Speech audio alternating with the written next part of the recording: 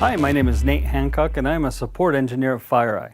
Today we are going to demonstrate how to gather information for reporting a false positive to FireEye Support. This will expedite the process of resolving false positives.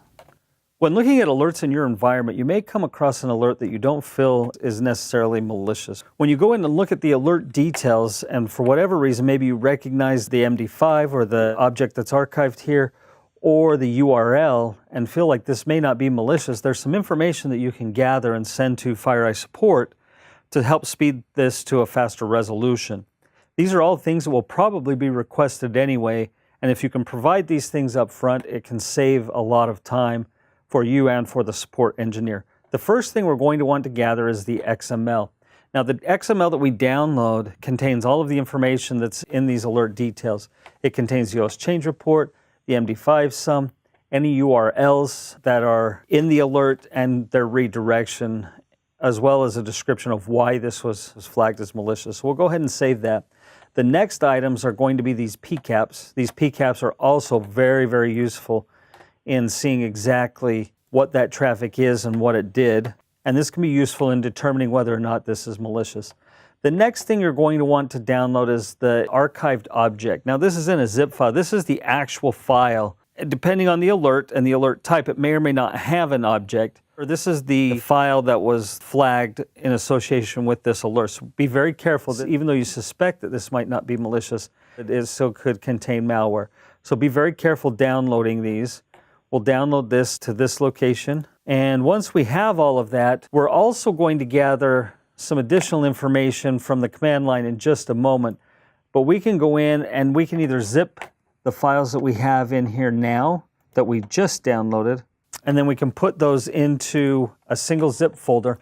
It's always a good idea before sending this anywhere, before sending it to your security team for analysis or before sending it to FireEye, that we also password protect that. And the process for doing that can vary depending on the platform, but it's a good idea to add a password. If you add the password infected, INFECTED, to that archive, that's one that FireEye uses all the time, and we can analyze the malware that way more quickly. Or if you choose a different password, please provide the password in the case notes when you attach that to the case. So the next thing we're going to look at is we want to look at the command line, and there's some information that we need to gather here.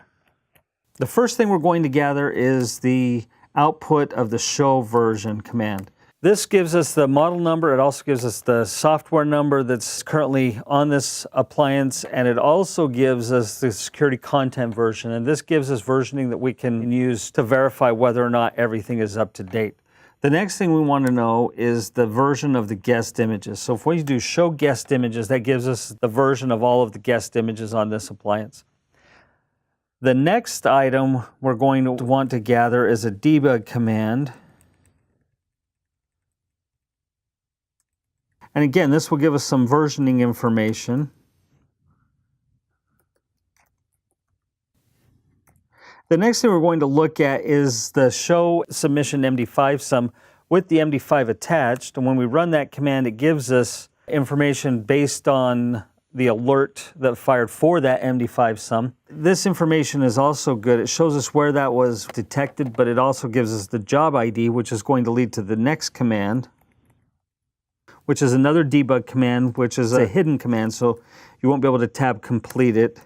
And then we're going to take this job ID here, the 18670, and run that on the job ID, and this gives us all of the information for that particular file and why that was flagged. Now, if this was a web-based infection, you won't have the MD5 sum. You may not have a file attached to that, and so this part wouldn't exist. But if there's a file involved, this gives us exactly the reason of why that was flagged as malicious and why it generated an alert. That should give you some insight on how to gather information relevant to reporting false positives. Thanks for watching, and stay tuned for more FireEye tips and insights.